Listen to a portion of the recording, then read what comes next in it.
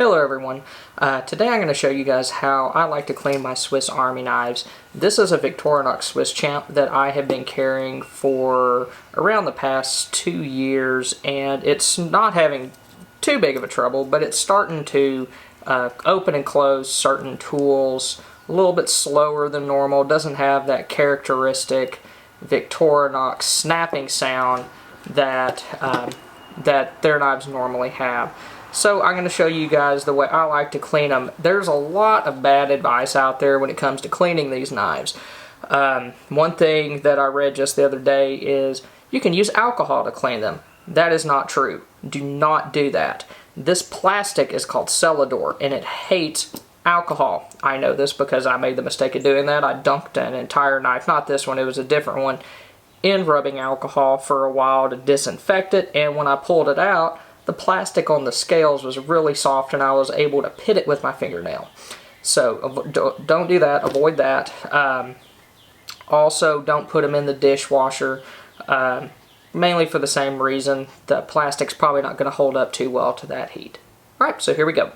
Okay, what we have here is just warm water with some dish soap. Now I'm going to take out my scale tools, things like the ballpoint pen, toothpick, corkscrew.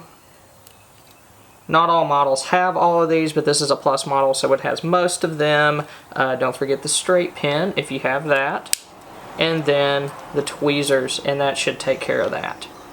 So then what I'm going to do is I'm just going to try to get some fuzz and stuff out from this side of the knife. And then do the same to the back. Okay, and then over here as well. Then I'm going to open up the tools and then dunk the knife so I can clean out the inside of it. I'm going to start with the tools that won't cut me up first.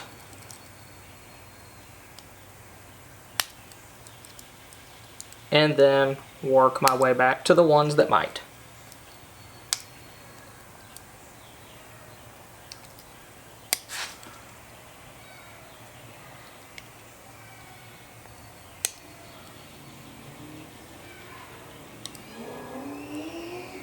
This will be much easier on a knife that does not have every implement known to man on it like my Swiss Champ does, but I like it, so that's why I carry it, and that's why it has dust bunnies the size of real bunnies inside of it right now.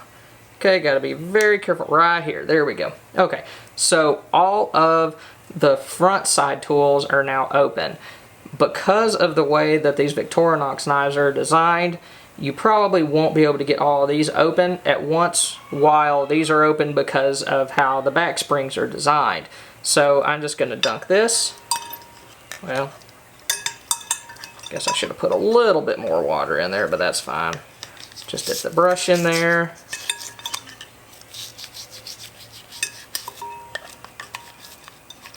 And start scrubbing out the inside. The goal here is to get out all of like the sticky crud and stuff that could be slowing down the tools as they are opening and as they are closing. Now this would be much easier in a sink, but I have a 9-month-old and they cry, and that does not make for very good video audio. So we're out here in the garage and I just brought a bowl of hot water out here. Okay. Alrighty. Cool. Now I'm just going to go ahead and close these up. Kind of work backwards. I'm going to start with the sharp pokey things first so I can get them out of the way. They won't stab me later on. Ooh, 2 at once. See if I can do a few at once. There we go. Get a couple here and a couple here. Okay. Run the knife in the water. Now I'm going to open up the back scale tool. I think these are starting to open up easier already. Yeah. Good, good, good, good. Okay, and I'm going to do the same thing here on the back side.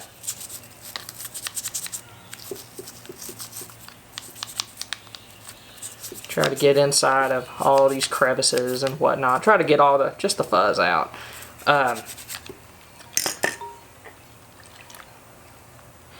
If you have a knife with electronics on it, this should go without saying, but we do live in a society where we have to put warnings such as caution, this coffee is hot.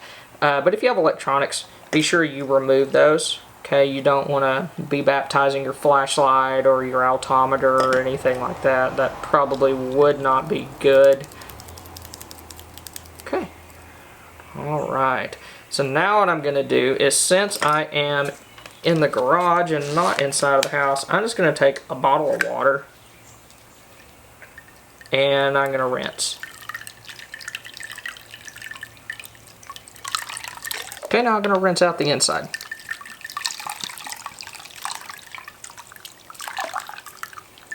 Okay, I'm going to turn the knife and then try to get some water inside of the holes for the scale tools just to wash out any soap that might still be present. And that bottle of water is gone. Okay, so what I'm going to do now after I'm probably going to leave the knife open, shake the water out, put it in a nice warm sunny spot, let it dry out kind of on its own, and then I'll be back and show you guys how I like to oil it. Okay guys, there were a couple things that I left out a second ago that I want to make sure that I go over with you guys and share with y'all. If you have a tool that is still being stubborn, okay, you might just need to put it under the water, okay, and work that back and forth a few times. That might help free some dirt and debris up. Also, you can take your brush and clean along the edge. Get as close to the hinge as you can to just free up more things. That's necessary if you have one or two tools that are still pretty slow even after you clean the whole knife. Also, for the slots for your scale tools, you can take pipe cleaners, okay, and put those down in there to help clean out the inside of those, or also to dry them out. I don't have any, so I'm just going to stick this in front of a fan and let air blow into it to make sure all that air gets out before I put my scale tools back in. Okay, now we're at the end of the process when it's time to oil the knife. What I have here is I have mineral oil. Okay, mineral oil is food safe, unlike things like gun cleaning oil, which probably has some toxins in it.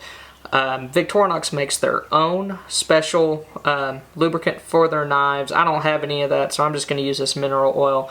And as far as application goes, I'm just going to use a Q-tip. Okay, on one end I have smushed the cotton with a pair of pliers, and the other end I cut that to kind of act as a probe so I can put oil in smaller, harder to reach areas. So what I'm going to do is I'm just going to dip the Q-tip into the mineral oil, wipe off the excess. You don't need a whole lot of this stuff, okay? Then I'm going to take the Q-tip and just deposit oil on each one of these as I go, okay? For ones like this that are kind of small, I'm going to dip the other end in and then use that to apply, and then also do this over here, okay? Then what you can do is just take each tool, open it back and forth a few times to distribute that oil. Okay, and I'll do the same thing to the tools on the other side.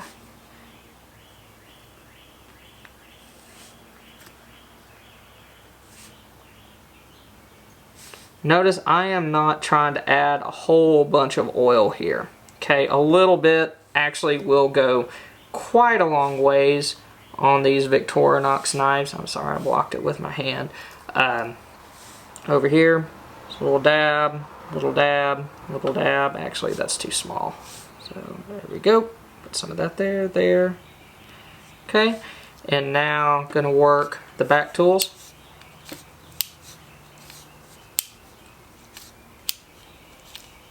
Okay, maybe put some kind of along the bottom of the tool or on the inside here, like with this with that awl. It's kind of one of my more stubborn tools. And then already, listen to that, big difference. Okay, real big difference. So if the tools are still a little bit stubborn, then open it up and put some on the inside also. Okay, let me move that so where you can see it. Okay, so where the tool shuts, okay, put a little bit at the bottom edge of the tool, kind of where the hinge is, and that'll help it out quite a bit. Okay, so you do that with all the tools. If I were to open and close every tool on the Swiss Champ multiple times, we'd be sitting here for 30 minutes. So I'm gonna cut off. Then I'll come back and show you guys how to get rid of this excess oil, because there will be a little bit. Okay, the last thing I'm gonna do is I'm gonna take the knife and I'm gonna wipe down the spots that I applied the oil to with this microfiber cloth. Things I like about microfiber is it doesn't really leave lint like things like paper towels and then other types of cloth. Okay, and also since it's so soft and these fibers are kind of, I mean, they're not super long, but they're long enough to kind of get down into some cracks and crevices and remove any excess oil, because thing about excess oil is it picks up more dirt, more fuzz, which will just gum up the knife a lot quicker. Okay, after you have moved the tools back and forth, the oil's been kind of distributed where it needs to go. Okay, and you don't need to have a bunch extra. So hopefully this will help get your knife pretty much back to new condition. As far as moving the tools in and out, that's a big gripe I hear about Swiss Army knives from a lot of people. But if you buy a good one, if you buy one made by either Victorinox or Wenger, which has since been bought by Victorinox, and I think they're more or less shut down now. But if you have a good knife, then you should be able to restore it and make it pretty much like new again. Okay, you can hear the snap. Yep, and then the awl was really sluggish earlier and now just snapped shut. So hope that helped you guys, and go ahead, click like, click subscribe, check out www.diyprepper.com. Have a good one. Thank you.